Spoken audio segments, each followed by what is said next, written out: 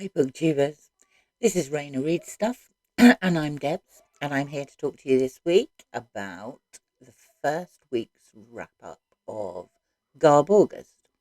So I've had such a good reading week. It's been such fun. I have read a load of trash that I would never have read before and I've thoroughly enjoyed most of it. I started off at the beginning of, Tuesday I think I did a video with a happy August message, and I had already read this, The Babysitter's Club, Dawn's Big Move by Anne M. Martin. It's number 67 in the series, and I used that to check off book from a series with at least 100 entries. Then I moved on to this week's prompts, the first one of which was category romance. This is Mills and Boon. It includes 2 books. For category romance, I read the second book. Can't get that right. Their Marriage Meant to Be. This is, it's by Louisa Heaton. It's about Bex and her husband, whose name I forget. It might be Nathan. No, it's Ethan. Ethan is his name. They were married. They had a son. Their son unfortunately died. They both went a bit off the rails, and Ethan ended up going to Saudi Arabia without Bex. Now, I liked this because it was set in around Nottingham, where I live, and I really like books where I know what the area looks like, and I can follow their footsteps. Until they had sex behind the lions on the council house steps, which is just a bit rude. Just a bit rude. But it was good fun. Obviously, there is discord in it. There is trauma. But at the end of the day, everybody lives happily ever after. That's what Mills and Boon books were about. So that ticked off my category romance. Next on the list, men's adventure, and for that I chose Sea Witch by Aleister Mclean. I don't know that I've read any Aleister Mclean before. Is there ever any character development? Because there wasn't in this. No character development at all. But if you want things exploding, they do that. They can do that well. They can shoot people. He can blow things up. He even manages to get hold of 2 miniature nuclear bombs to blow things up with. Um, I don't know why that didn't cause an international incident, but there you go. This is about oil barons. 10 of the world's oil barons gather together at the start of this book to discuss how they are going to get rid of Lord Worth, who is a Scottish baron living in, I think he's got Canadian, yes, I think he's got Canadian citizenship. But off the coast of the USA, he has parked the biggest oil rig known to man. That is called Sea Witch. I found it very difficult in this book to figure out who were the good guys and who were the bad guys. The oil barons weren't the good guys, and they hired someone called John Cronkite to go and sort out Lord Worth, who also wasn't a good guy, but neither was John Cronkite a good guy. He managed to persuade them to give him an awful lot of money, and with that money he got arms and people and generally shot things, blew things up, and then kidnapped Lord Worth's 2 daughters. Eventually I figured out that the good guys were probably the 2 ex-cops who had turned PI, who were trying to rescue Lord Worth's daughters. It was fun. It was certainly energetic. There were lots of explosions. There was a plot, but the characterization was just shocking. But I enjoyed it. It was good. So that ticked off Men's Adventure. Then I moved on to here. I started off with a dirty book, and I downloaded loads of free ones from Kobo and Kindle and BookBub and Google Play. There were loads. So I chose for this a book entitled Dirty Player, part of the Rough Riders novel, and it was by best-selling author Stacey Lynn. Now, in this book, a girl called Shannon has helped bring up her brother, who is called Bo, and invested all her time and efforts into helping him become what he dreamed of being, a quarterback for an American football team. He joins this new team, and the captain of the team is a guy called Oliver, who is recognised as a player on and off the pitch. Sorry, field. It's American football, isn't it? But despite this, Shannon falls for him, and there are, well, let's just put it this way. There are about 300 pages in this book. The story can be incorporated into about 75 of them. The other 225 pages are sex scenes. Very explicit, very dirty sex scenes. I feel I was reading it in here.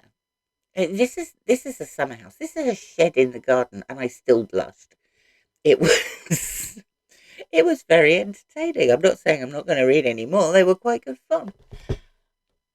I ticked off a dirty book for that one. Next on the list, A Shift of Romance. I read that on ebook as well. So I never heard of A Shift of Romance.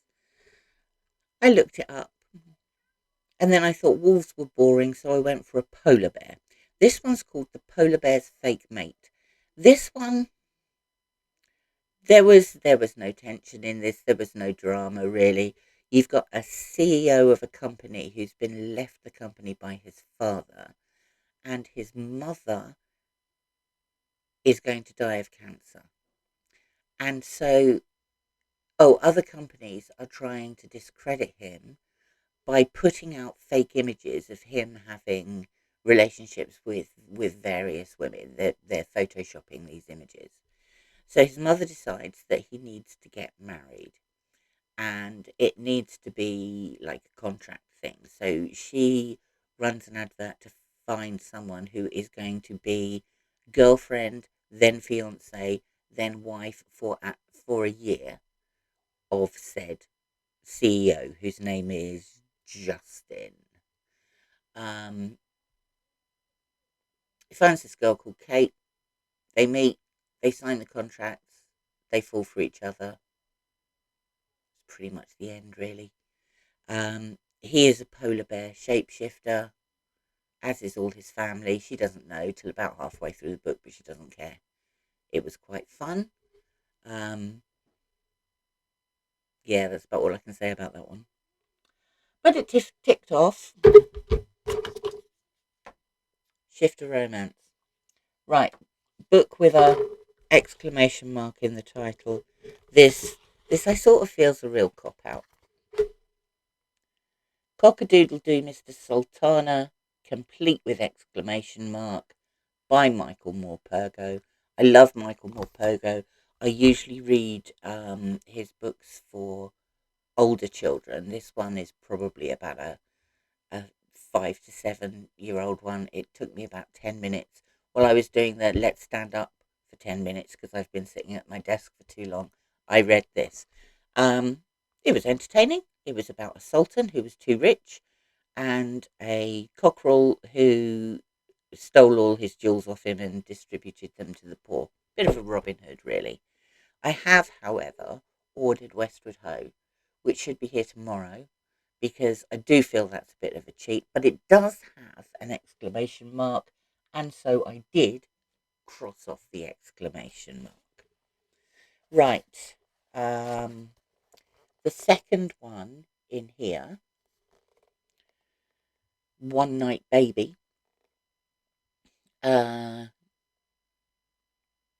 We have a family, two parents, their natural son, then they've adopted a daughter, and then they've had twin girls naturally. So the daughter in the middle, who's called Emmy, it feels like she's a bit of a cuckoo in the nest. Her older brother David has a best friend called Sam. Dave gets married, Sam's best man.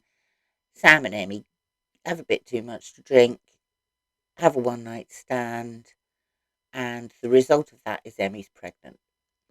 To start with, she doesn't tell Sam. When she does tell her family at her, I think it's a Christmas meal or an Easter meal or something, Sam immediately says that they're getting married, and so they do. But neither of them are sure whether it's because they actually have feelings for each other, which they both do and have both hidden, or because they're having this baby. Anyway, bit of tension here and there. She leaves him, comes back. They sort everything out. Everybody lives happily ever after. But Sam's a doctor. Emmy's a nurse. A lot of this is set in the hospital they work in, and therefore, book set in a hospital, checked off. Oh, I was pleased with this one. A book from a weirdly specific subgenre. I didn't even know where to start. And so I looked up, I Googled subgenres, and then I Googled weirdly specific subgenres, and then I found a free ebook called Peppermint and Potions by Thora Bluestone, who I'm pretty sure I could use for a book published under a pseudonym, but I'm not going to. This is a cozy mystery, which is a subgenre. It is a tea shop cozy mystery, which is a subgenre within a subgenre. It is then a witch tea shop cozy mystery. And I thought that was good until I realised it was a zombie witch tea shop cozy mystery. I think that counts. I have crossed off book from a weirdly specific subgenre because that is weirdly specific. This book was actually quite good fun. Didn't take very long to read at all. It's the second in a series. In the first of the series, Addie's aunt, Kate, runs a tea shop which actually serves dry the tea leaves. But she also specialises in tinctures and lotions made of herbs and things, and she is a witch. But she apparently has an accident, and she is attacked. And to save her from dying, someone turns her into a zombie. Okay, that's relevant. Addie comes to help her with the tea shop and is living above the tea shop. And Kate, who is now a zombie or a shuffler, as they call them, lives in Shuffleville, which is just outside Star, whatever it was that they lived in. Kate isn't in the shop when the Lady Mayor comes in. No, Lady Mayoress comes in and says that she wants to top up on her tincture. She has been trying to get pregnant, so Addie makes it for her. Later that evening, Addie and her friend Chelsea are out for dinner, and the mayor and the mayoress walk in, and they're out for dinner too. And the mayoress has a glass of water, a glass of wine, and this stuff that Addie's made up. Takes a sip out of all of them and dies. Collapses on the ground and dies.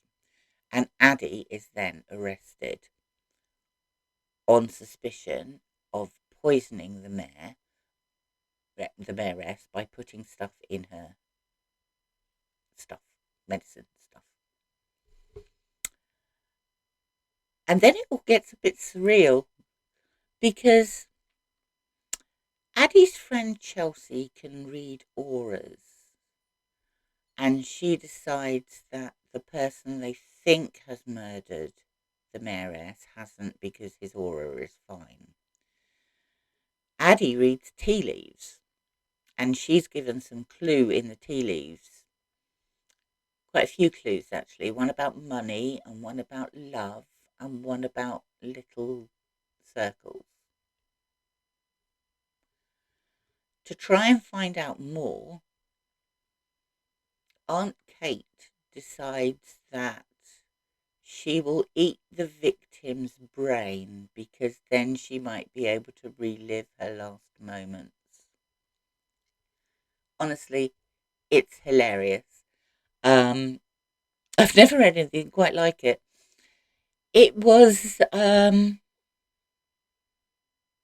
I laughed all the way through it. What can I say? It was very entertaining. Whether I'll read any more or not, I'm not sure, but I have definitely ticked off book from a weirdly specific subgenre. Gone. Now, for book that crashes in on a moral panic, I've read two. I started off with George Orwell's Animal Farm, which obviously is not trash, but it is a bit of a trashy cover. You see, it's got a gun on there, it's got their flag with the horn and the hoof on. It was written in 1945 and it was obviously cashing in on the panic about communism at the end of the Second World War. I mean, let's face it, no one was very keen on it before the Second World War, but after the Second World War, it's a brilliant book. If you haven't read it, you need to, because it is a truly excellent book. It's very well done, but it is cashing in on a moral panic, so I'm taking that one. But because it wasn't really trashy, I decided also to read this. Five Go Gluten Free, which quite clearly says Enid Blyton up the top there, but obviously isn't by Enid Blyton. It is, in fact, text by Bruno Vincent. But one of the things I really liked about this book is it has images in here by Eileen Soper, who did the original images for the famous Five books. So this, for example, lovely image, like those very much. But the caption says, "I'll make you a nice alfalfa salad to take to work each day," said Anne. George thought about this for a moment. "Why are we on this diet again?" she asked. It takes the original characters, so we've got Anne, Dick, and Julian, and their cousin George, and the dog Timmy, who must now be at least 100. They're in their 20s, they're sharing a flat, they all have jobs. It's written in the same style as Enid Blyton, which is quite funny. They all still have their bikes and go off on adventures, and it's cashing in on the panic about foodstuffs and how to eat properly. So I think between that and Animal Farm, I've ticked off the book that cashes in on a moral panic. Now, the other books, Jilly Cooper Riders is so long. I decided I had to split it into bits, and I think I was going to read 200 pages a week with the extra for the last week, because it's actually about 11 days. I haven't read this since it first came out, I don't think. Turns out I still love it. So I'm now up to chapter 24, page 369, storming through this, absolutely storming. The final book that I am midway through at the moment is The Devil's Laughter, which is a group read-along that it's one of the books that Pax read last year. This, I am loving it, absolutely loving it. There's 38 chapters in this. I thought I would read 2 a day. I've read the first 20 in the first 6 days and finished. It's split into 2 books. The first book has 20 chapters. The second book has 18 chapters. I have just finished the first book. It's ridiculous. We've got zombie-like creatures. We've got a haunted house. We've got a man who used to be a CIA agent and a journalist, and I think he was in the army at some point, and is now an author. He seems to pretty much hate everyone, apart from a couple of people. He lives in his parents' old house, which has got a couple of acres of land. Absolutely loves animals, so has an animal hospital there, and various pets, and will shoot the head off anyone who comes anywhere near them. Quite literally, shoot their heads off. We've got a town where there are about 500 devil worshippers. The devil is hopping up and down around at the moment. We've got a haunted house that has seen lots of tragedy. So a family has been murdered by an axe murderer in there. Another family has disappeared off the face of the earth. There's been a fire that just took out the top of the building and then stopped. There's a woman living in there at the moment. She's a new resident. She is called Anne. She's a vet and she has 2 children. She appears to be linked way back when in Scotland to the murder of the ancestor of another member of the town. Half the town's been turned into zombies, the other half are the actual devil worshippers. All the priests and half the sheriffs appear to have holed up at Link, our main character's place, and I think the world is just about to explode. Book 2 is promising lots and lots of violence. It's brilliant. It's absolutely brilliant. So, all I can say about the first week of garbaugust is Olly at Olly. I can't believe that I've had such a fun week reading this stuff. It's been amazing. I have enjoyed every single book I've read, even if it was because it was so badly written I was laughing at it. I have a lot more to go, but I think I've done quite well. I aimed to tick off 6 of those and 2 of these a week. Part read Jilly Cooper and part read The Devil's Laughter. So I've actually ticked off 7 of those in the shortest week. Read more of The Devil's Laughter and Jilly Cooper than I thought I was going to, and ticked off the category romance and the men's adventure. I am really looking forward to garbaugust week 2. So, if you're reading stuff for garbaugust, or if you've read any of the things that I've read or want to comment on them, please do so down below. I'll link to Olly's site down below as well. Thank you for watching. If you'd like to like the video, that would be great. If you'd like to subscribe to see more videos, that would also be lovely. I look forward to talking to you again. Speak to you soon. Bye-bye.